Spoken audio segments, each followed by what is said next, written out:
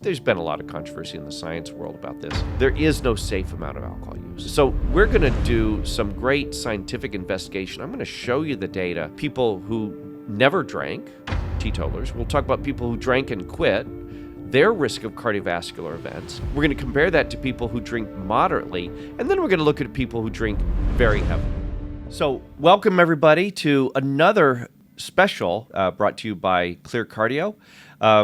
We are really, really blessed and have a special guest today. His name is DJ Warner. DJ Warner, if you are an aficionado of wine, you probably know the name. He is married to the exemplary winemaker, Helen Keplinger. I've had the fortunate enough circumstances to know DJ for a number of years. We met a number of years back in Napa before Helen was as famous as she is now. He is the co-founder and co-owner of Helen Keplinger Wines and has a phenomenal story. We're going to investigate that, talk about that, and we're really, really delighted and happy to have DJ Warner on the episode today. And then, of course, we're going to couple this with, there's been a huge amount of controversy about the role of alcohol, particularly, I'm going to specify this, moderate alcohol use. We'll talk about what exactly that means. As far as health benefits, are there health benefits? Are there no health benefits? Is there harm?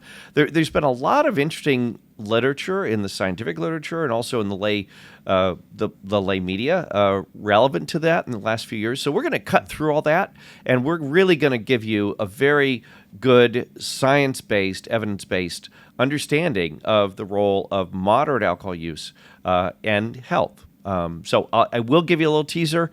It's good, but we're going to really explore this in depth. I will have some slides. We'll show some real science here as well.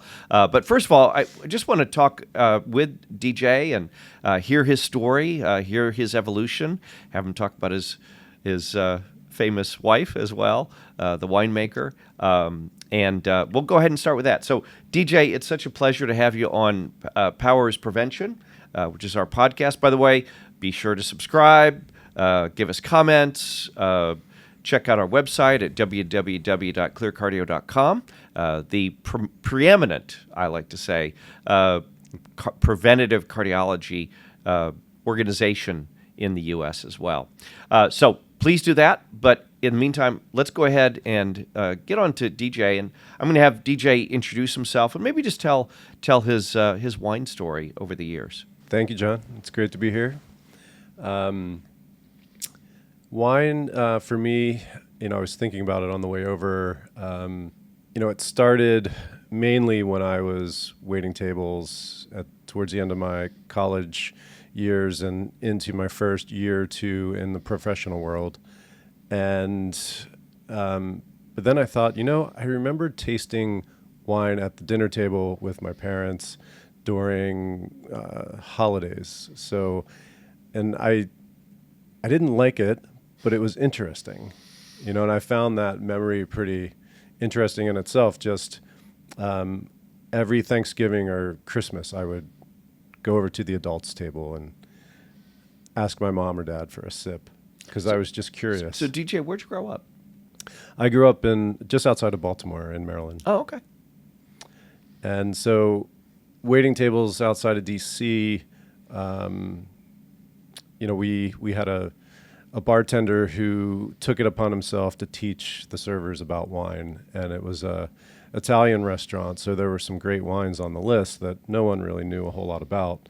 And we would do tastings about once every 2 weeks and really learn about the different regions, the grapes, and that to me was super interesting. And I'll never forget taking a first bottle to a friend's house and having it with dinner, and the light bulb just kind of went off. Like, this is really, really good, but also just so different than any beverage I had had in my life at that point. Very cool. So keep going with your story. I want to hear how you met Helen and where all that started from. There's a reason heart disease is still the #1 killer. And it's not because we can't stop it. It's because most people don't know it's already started. At Clear Cardio, we're done waiting for the heart attack. The Pulse is our weekly newsletter, real talk, cutting-edge science, and simple actions to detect plaque early, reverse disease, and stay in the game for decades. This isn't fluff. It's for the proactive people who take prevention seriously. If that's you, subscribe now. Be informed, be proactive, and never get blindsided by something you could have stopped. Yeah, so let's see. That was actually one of those epiphany bottles that I had was with Helen. During college, it was kind of, okay, I'm interested. But then I moved to Los Angeles to leave the tech world and head out to LA to start an organic food company with a friend of mine. We were making a consumer product line of foods. And I was waiting. No, I wasn't waiting. I was, I was managing a Spanish wine shop part-time, about 4 nights a week. And we tasted every week, and it was fabulous. Was learning so much about wine, and I met Helen in that shop over a bottle of wine. And at the time, I didn't, know that she was a winemaker. She was up in Santa Barbara making wine, having left Napa Valley, and we obviously hit it off. And she took my recommendation. Actually, we didn't have anything that she was looking for, some of the wineries that she was exploring, because she was about to take a job and go to Spain to make wine. And so she took my recommendation and enjoyed the bottle. We started dating, and then a good friend's husband came over to visit. He was in LA on business, actually, and we went out to a restaurant in LA called Bastide, which was this great French restaurant, and they had a great wine list. And he ordered a bottle. It was like a mid-90s Côte d'Estanel. And when I tasted that, I just kind of stopped. I understand. I said, "What is this?" At that point, I'd had wines, but I hadn't had that level of wine yet, or that type of wine yet. And it blew me away. I mean, just the complexity and the interest and the depth of the wine, as well as the elegance of the wine, and the way it paired with the food. I just said, okay, I'm going to drink wine for the rest of my life. There's no doubt about it. And so I slowed my pace. I savored every sip. I quickly did the math and said, okay, how many glasses of this do I have left? I'm going to savor every second of it. It was fabulous. That's kind of the experience I get when I drink your wines. Oh, thank you. So Helen took that job. She went to Spain and Priorat, about an hour south of Barcelona. And it was just a great experience for her. I went over to visit. She came back, and then she wound up taking a job to go back to Napa, and we moved there together in 2005. And so she was launching a new project called Kenzo Estate, and I still had my food company, but always had an interest in wine. And I started to really look at the landscape in Napa, and at the time, we were trying our hardest with our little food company, but it was challenging, and food margins are so slim. And so I started working with a sales and marketing consultant in Napa to really learn the industry. And so just had a great experience within the whole valley, the folks that I met, the friends that we made, and we were part of a tasting group every month. And that was just a complete new level for me to learn wine. And it was just fabulous. So wound up putting the organic food company to bed. And Helen said to me one night over dinner, she said, I really want to start making my own wine. And I was super excited to hear that. And I said, well, I'm I'm cheap labor, let's go. And so she bought some fruit from a vineyard out in, pardon me, in Knights Valley, Syrah and Grenache, and made our first vintage in 2006, 2 bottlings.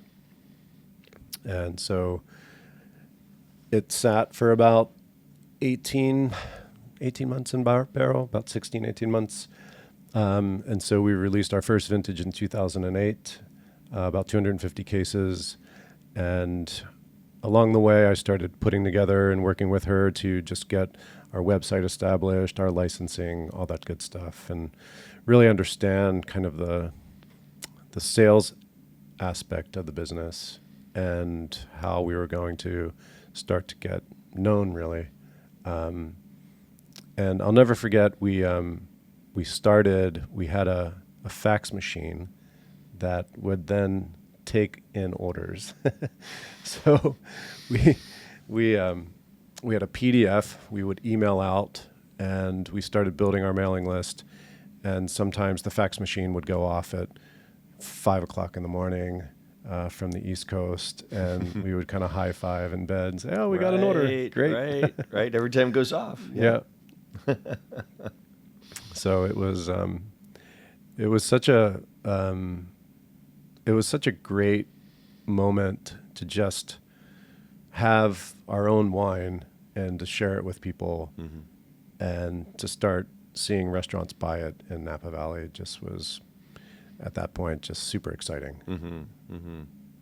So I know Helen was in Spain for at least a couple of years, right? As I recall, from my memory. She was there, living there for about a year, a little over a year. Okay. And then she came back for the job at Kenzo, and she kept the job in Spain and was doing harvest in Napa as well as Spain. Wow. For 05 and 06. Oh, wow. And so, yeah. and I think the varietal was it more GSM that she was working with over in Spain, or Mainly Grenache, Carignan, and in Priorat, they're interesting blends. The wine, from what I recall, was mainly Grenache with a lot of Carignan, hair of, sometimes they'll blend in a little Cab, sometimes even a little Syrah, but usually Grenache and Carignan kind of dominate the blends over there. Yeah. And I think that's those are the first sort of wines that you guys developed in Napa. Grenache and Syrah. Right. Yeah. Right. And they're amazing. By the way, this is where you have to throw out your URL to for anyone that might be interested in your wines. Phenomenal. I've been fortunate enough to be on your allocation wine list for a number of years. But for anyone that might be interested in your wines, Keplinger Wines with an S.com. there you go. Yeah. Keplinger Wines, great, phenomenal wines, and we'll talk about some of the wines that you've evolved into, and also too. And I know you and Helen are very, very modest, but Helen was named in the Venice. Venice. The winemaker of the year in 2023, as I recall. Correct. And also has been awarded more than 100-point wines, which is really quite remarkable for anyone in the wine industry. So very, very excited for you guys, and proud to know both of you and all you've accomplished. So you started with a couple of bottlings, Grenache and little Syrah, and then kind of tell me how you evolved since then. So we focused on single vineyard Rhone wines. In our second vintage 07, Helen, through some contacts from UC Davis, started looking at some vineyards out in the Sierra foothills about 2 hours east of Napa. And so we started working with 2 vineyards out there. We doubled our production just about in our second year. And then we were steady for a bit, and then we added a wine from the Russian River, a Grenache bottling. And we kind of just grew steadily and surely along the way. And Helen would find vineyards that she just loved, the soils, the aspect, the terroir, and the grower. And everything has to come together with the grower's approach to the farming and the farming team, and then she's 100% on board. She works super closely with all of our growers and their teams to really understand what's going on with the vineyard throughout the year, and that informs how she makes the wines. And I think that that's one of the great things that winemakers do. It's like it's your garden, right? So you kind of have to really understand how you're taking care of it and how you're going to be able to harvest the best fruit possible. And that's our goal, is to do that and then make the best wine possible. So she's super involved.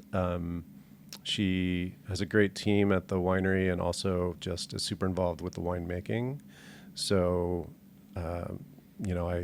every harvest, her hands are stained purple. I bet. And she makes the wine, and you can tell. It's her thumbprint on the wines for sure. Yeah, absolutely. And I think you now make a whole variety of different wines and different price points and stuff. I know, I think we probably got the first bottling of Vermilion, which is a fantastic daily drinker. My wife and I really, really love that. It's weird. So I obviously, unabashedly, I love wine, particularly love their wine, but I really a massive wine lover. In fact, I will say we're going to be doing a special wine tasting with featuring DJ and doing a fantastic pairing coming up this weekend. He was over in South Lake last night doing a tasting there at a great place called Roots and Water.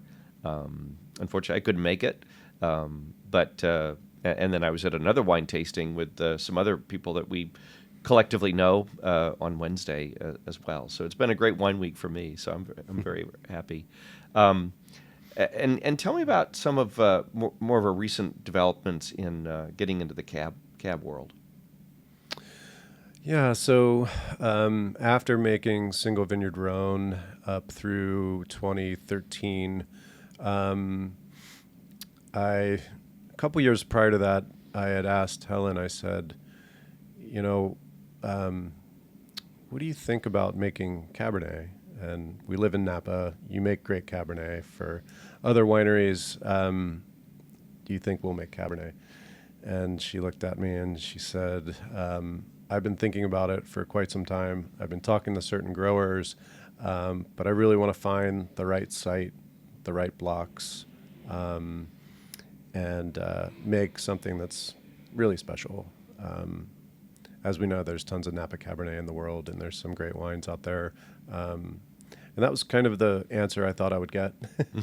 And so she did. She finally agreed to work with a vineyard on the east side of Oakville Ranch, owned by Mary Miner, farmed by Phil Katuri organically. I mean, Phil's one of the greats in wine country.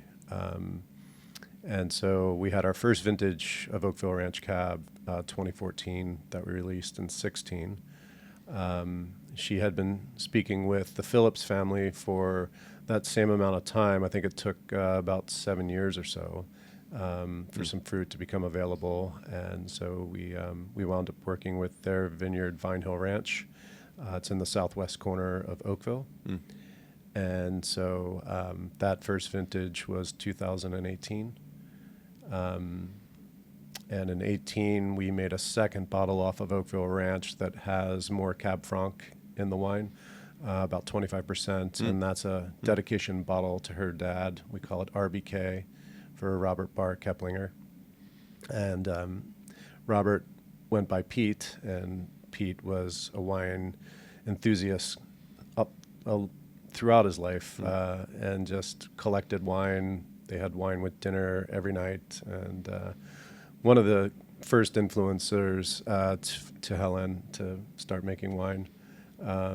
She would collect the bottles after they were finished with dinner, and she had a rock collection, so there were all early signs of her looking towards wine. Right. She was actually going to med school. She had her applications that she was putting together for med school, and she did medical research at UMass. Oh, wow. I didn't know that. Mass General, sorry. Mass General. Mass Okay. General. All right. And she was a biochem major.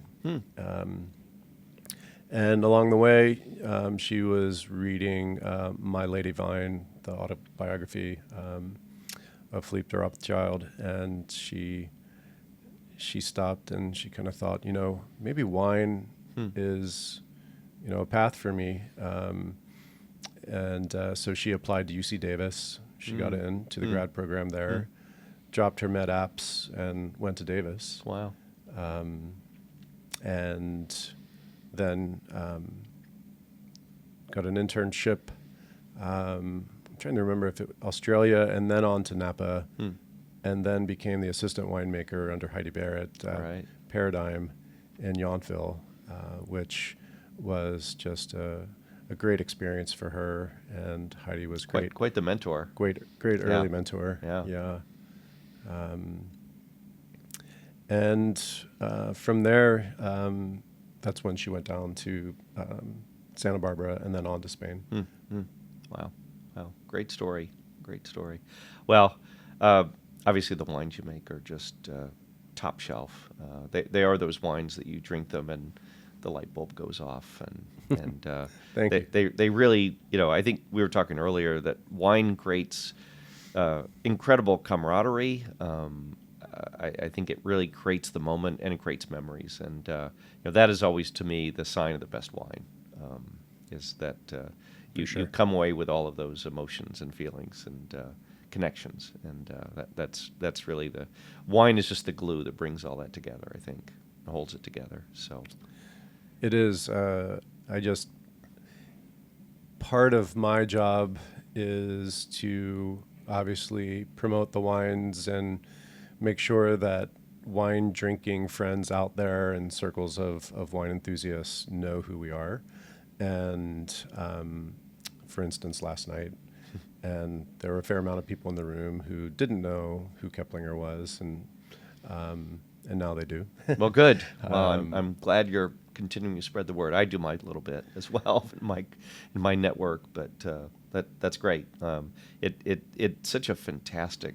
Your productions are just phenomenal. So it's just great to be able to share this with the rest of the world too. And when I was with the folks last night, it was really it at the end of the night and through the night, it hits you that wine is exactly that. It brings people together. We had such a great time. Everyone is laughing throughout the entire experience of the evening, and it's like you said, it's the glue. And there's, I think, one of the great things about wine is you make new friends very quickly. People are telling stories about their wine experience or the wine that they brought to have with friends that night, who the owners are, where the vineyard is, how they came upon the wine. And it's just those moments that are special. You make new friends, and some of my wine friends out there feel like family now. If I come to town, I want to let them know, and I have to let them know, just because it's you see them maybe once or twice a year, but when you do, it enriches your life. And it's usually like no time has passed, right? You may have not talked for months or so, and then suddenly you connect, and it's like no time passed at all. So, Exactly. Yeah.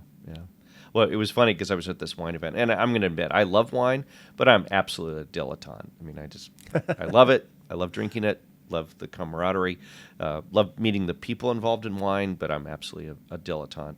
But it was funny because I know a couple people, and I at this wine thing on Wednesday, I'm saying, "Oh, do you know DJ Warner? He's coming to town." "Oh yeah, DJ, yeah." And I got to tell you this, and I hope it's not embarrassing to you. They said, "Oh yeah, DJ Keplinger." Not the first time, and certainly not the last. Yeah, well, I didn't make that up, so it's coming from your friends. So people like Juan Mercado, Fernando or Fern, Fraze. Who else were we talking about as well? Anyway, just some other people that it was just funny that we just happened to exist in that sort of network. Again, I'm just an outsider dilettante, but it's kind of fun to be able to know some of the people that really makes such fantastic wine. So, what I'm going to do now is we're going to switch gears a little bit because again, there's been a big controversy about the role of alcohol in general when I think of that. But I think obviously we're going to keep our comments more directed to wine consumption. But there's been a lot of controversy in the recent few years about alcohol, moderate alcohol use. Are there harms to it? Are there benefits? Do the benefits outweigh the harms, or all of those issues? And I think it's gotten very, very cloudy recently. And I want to do a little bit of an expose. A lot of the more recent papers and papers that have captured the public's attention and have been in the media have come from a guy named Tim Stockwell. So Tim Stockwell is the head of an organization up in Canada called the Canadian Institute for it's CSAR, Canadian Institute for the Science. I'm blanking on it. Probably had too much alcohol last night. But CSAR is the name of the organization that's designed to look at the role of public health of alcohol. And he has published a number of papers, and has done this for the last 20 years, that basically draw the conclusion that there is no safe amount of alcohol use. In other words, to really paraphrase what he says, it's dangerous from the first drop. And I'm going to speak a little bit on the other side of that argument. Again, approach this on the scientific basis. I will note, so his background, I think, is relevant to this discussion. He literally was the president of the Temperance Society in Canada for a number of years. So you certainly know his bias, and I think we're all biased, but he comes at it from a no alcohol bias. And of course, the science, the literature, the data coming out of his organization really leads with the idea, the narrative that there is no safe amount of alcohol. Then we'll apply the science to back up that his notion. And in fact, when you look at the data, and there's been a lot of controversy in the science world about this, his data are really highly, highly suspect. Now, obviously, if you convey this to New York Times and the media, they'll suck this up and they say, oh, see, there is no safe amount of wine. And you know, it sells papers and it creates headlines. But it is interesting. So if you look at his methodology, he was notable for publishing, I think in 2024, a paper that hit the scientific media and hit the lay public media that purported to show that there was no safe amount of alcohol. It's, again, quote, dangerous from the first drop, according to him and his organization. Whereas if you look at the studies, what he did is he looked at about 3,200, 3,400 different publications over the last 50 years, winnowed those down, and in fact winnowed these 32 or 3,400 publications relevant to answering discussion about the potential harm or benefit of wine. Because the background is there's a lot of significant data and a very consistent amount of data that shows that moderate alcohol use, wine use, is associated with a lower risk of cardiovascular mortality, that is, deaths from strokes and heart attacks. And that's a very consistent finding across many, many different publications and papers and organizations and individuals publishing this data. So it was really quite shocking to hear someone come out and say, well, there is no safe amount of alcohol use. And again, when I say moderate amount of alcohol use, we're really talking about the sweet spot, which is 1 to 2 glasses a day. We'll say wine, which is defined as 5 ounces of wine per glass. And we'll show you the science here in a moment. But what he did with his narrative, and I think he's clearly very biased, is he, first of all, started out with about 3,400 papers in the literature relevant to this discussion about harm and benefit, winnowed those down, applied his own selection criteria, and literally ended up with 5 papers, literally excluding 99.9% of the literature that supported his conclusion. So and if you look, there are some interesting dialogues and discussions about sort of the science and his scientific shenanigans to that end. But needless to say, when you come out with a headline like that, the media picks it up. So we're going to do some great scientific investigation. I'm going to show you the data, and it's really impressive. We'll show you the data about people who never drank, teetotalers. We'll talk about people who drank and quit, their risk of cardiovascular events, because again, we're going to talk about below the neck and above the diaphragm, because I'm a cardiologist. We're going to compare that to people who drink moderately, and then we're going to look at people who drink very heavily. And there's no question, heavy alcohol use is not a good thing for your health. It causes weight gain, it causes high blood pressure, it causes problems with the cholesterol, obviously liver issues. So heavy alcohol use, and we'll define what that is in a moment, is clearly not good. But the question is there a relationship between moderate alcohol use and a cardiovascular benefit? And I'm going to show you the science. I'll let you make your own conclusions, but I'm going to show you the science as well behind that. So to that end, I have a couple slides I'm going to show you. This will not be death by PowerPoint. So let me break down this first slide. This is a study of over 45,000 people, so very large. And basically what they're looking at is cardiovascular events. This is your strokes, your heart attacks, balloon stents, bypass surgery, all the things we want to avoid and all the things that, as a preventative cardiologist, I'm going to work to try to eliminate, because my ultimate professional goal is not just to do preventive cardiology, but actually to translate that into eliminating heart disease, because that's my ultimate goal. And I love to say, and my big ask for all of you and for DJ here who's with me, ultimately, why I do this, why I'm in my profession, is to work to have you guys put me out of business. Okay, so that's my ultimate goal, put me out of business as a cardiologist. So here is the data, large study, very large data set. The larger the number of patients and people involved in the study, the more confident you can be with the science. So here's what's fascinating. So up here, so this is the line of it is completely neutral, right? There's no harm, there's no benefit for cardiovascular benefits. Here are these 2 points are people who never drank, so complete teetotalers. At a somewhat higher risk here are ex-drinkers, okay? But if you look at the 2 of these are called the point estimates, the averages. These are the confidence intervals, the scientific pluses and minuses, if you will. So basically, whether you never drank or whether you did drink but you stopped, you can see they're at quite a much higher risk of cardiovascular events than people who drank and do drink moderately. So what we're seeing is here, this is the no harm line. They are all above the no harm line, indicating harm, whether you never drank or you drank and quit.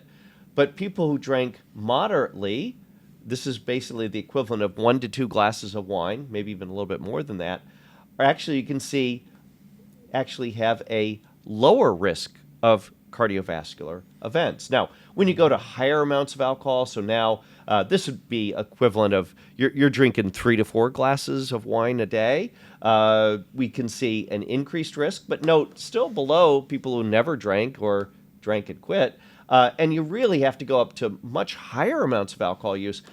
This amount of alcohol would be the equivalent of you're drinking heavy, like multiple glasses of wine every day, right? And even then, you're still a lower risk of cardiovascular events than people who never drank or drank and now do not drink. So I think this is pretty fascinating. We'll take it one step further. And again, this is cardiovascular events, strokes, heart attacks, balloon stents, bypass surgery, heart failure, etc. And we'll give some caveats too. There are some people that probably do need to watch their alcohol use, and we'll talk about that as well. But now let's move on to the net of all of this. This is all-cause mortality, right? So all-cause mortality is a fascinating endpoint to look at. You really don't need to be a scientist to determine, are you breathing and do you have a pulse, okay? So it's a very, very hard endpoint that is unequivocal. In addition, when you look at all-cause mortality and you're saying, does an activity, does an exercise, does a drug, or does alcohol increase or reduce, or is it neutral for all-cause mortality?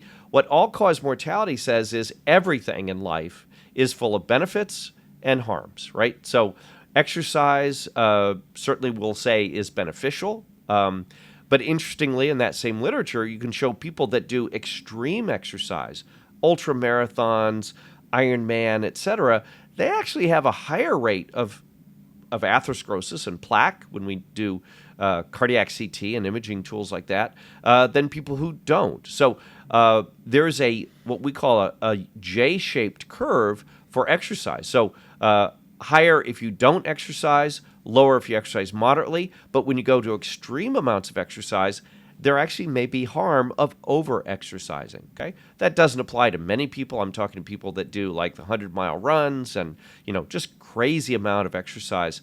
There actually may be harm at the very extremes of that as well. So again, we're talking about the happy middle, the moderate aspect of all this.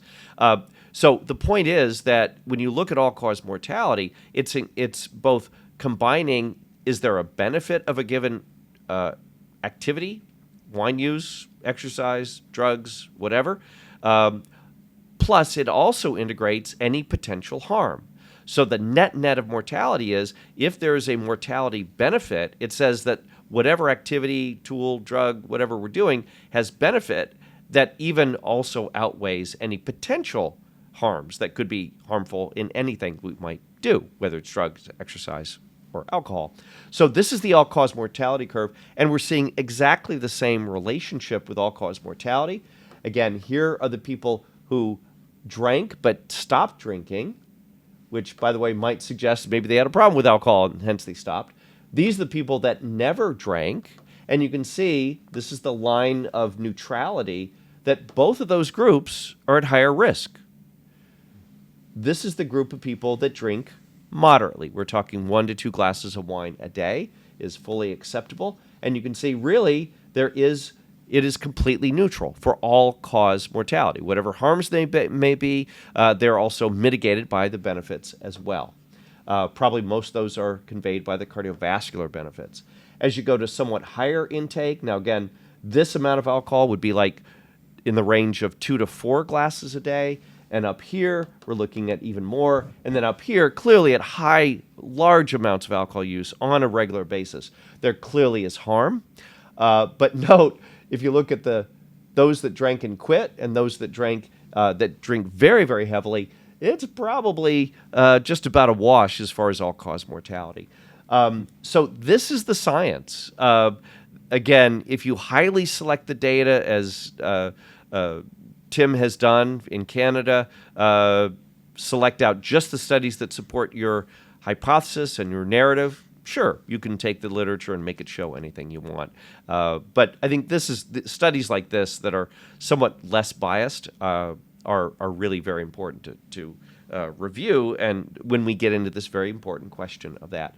Here's another study, again, a meta-analysis, multiple trials lumped together, which shows moderate alcohol use is associated with a lower risk of cardiovascular events than people who either don't drink or drank and don't drink now.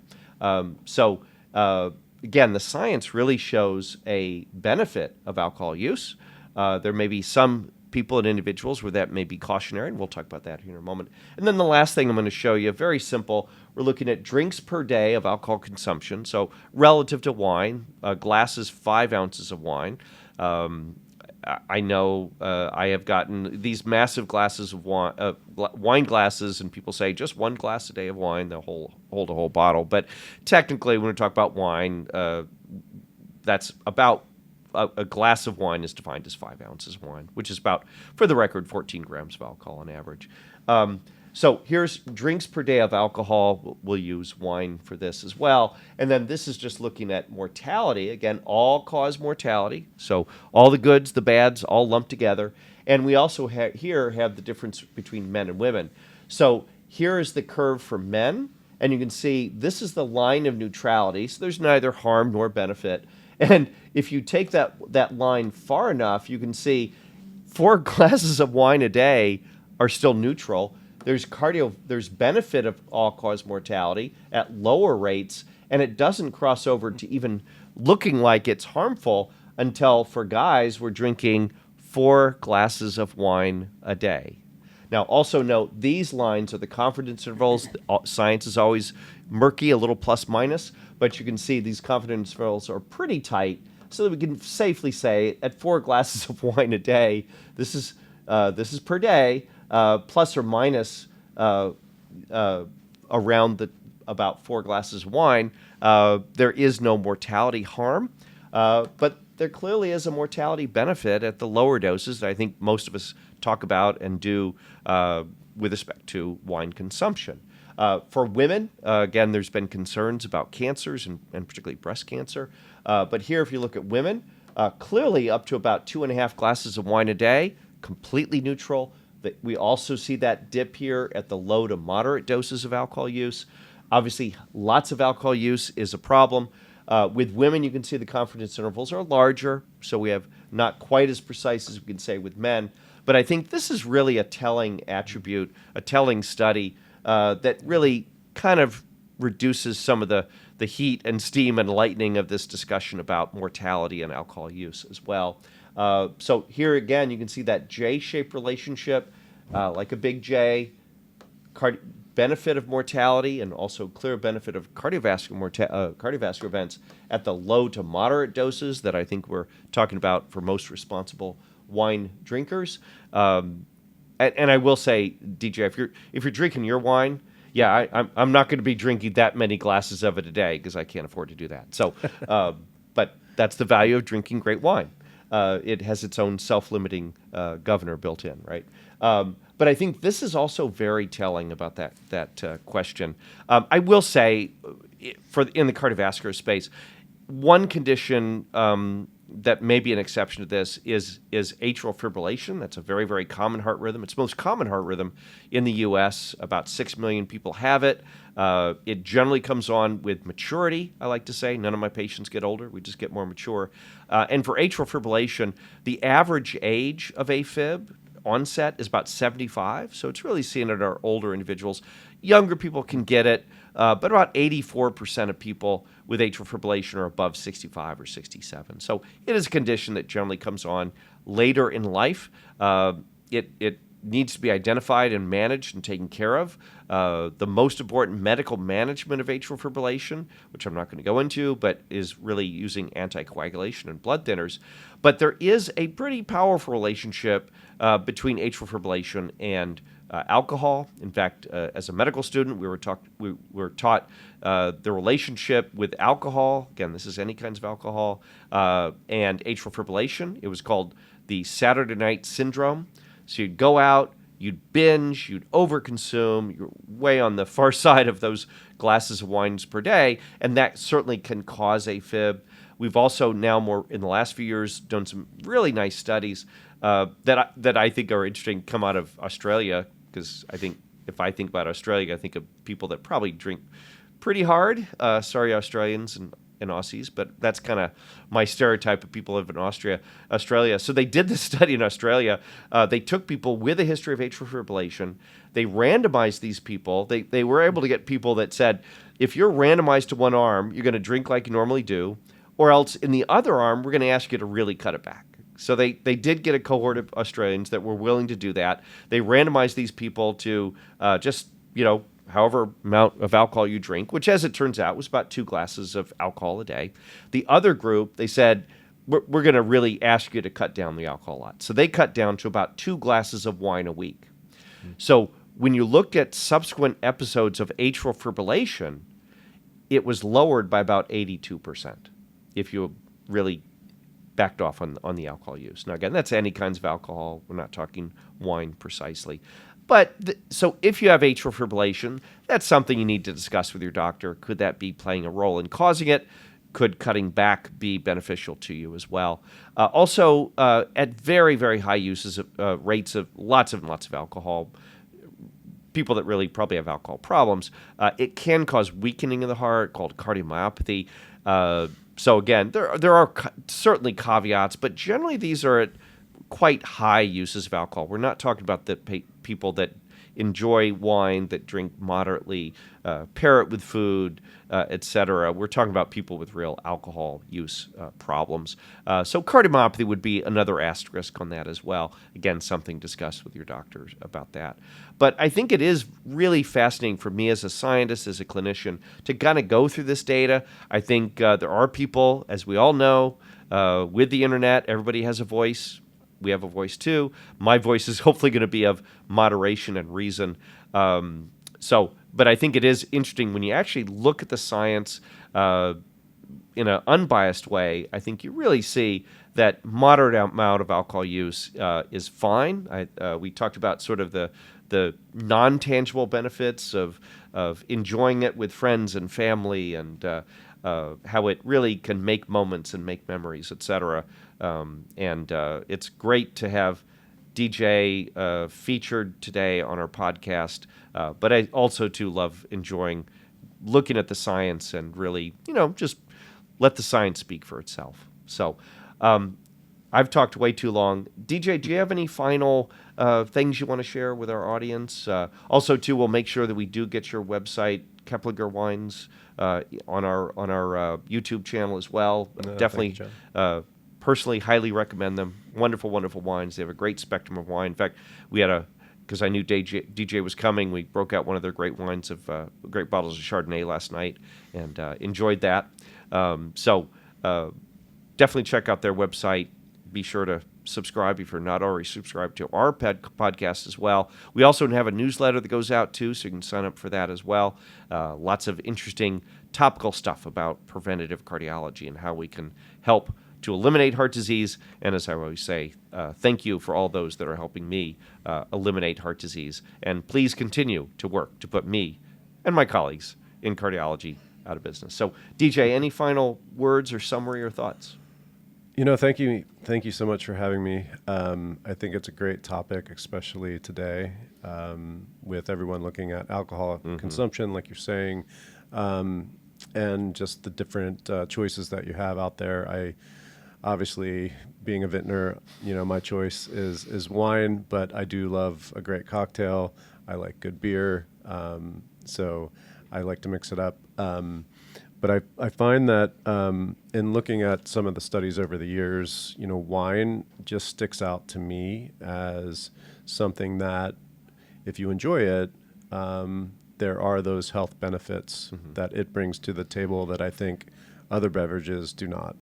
And obviously, this tells you that you can have a few glasses through the week on a nightly basis. And I mean, even myself, I average maybe 5 nights a week when I'm drinking wine. It's not every night. I think, I don't know, sometimes you get a and I have bored. to say, DJ, here's kudos to you. For a guy of 90, you look good. So it's, I think anything in moderation. I'm not going to use a stick of butter every day, but Right. I love butter. Yeah, keep drinking wine, folks. Absolutely. It's good for you. Hear, hear. Well, thanks, everybody. Please come back next time. We got a lot of new podcasts coming out. We'll keep you enticed and excited and entertained as well, and have some really fantastic guests on our channel as well. And until then, powers prevention. Check out Clear Cardio, and we will see each other soon.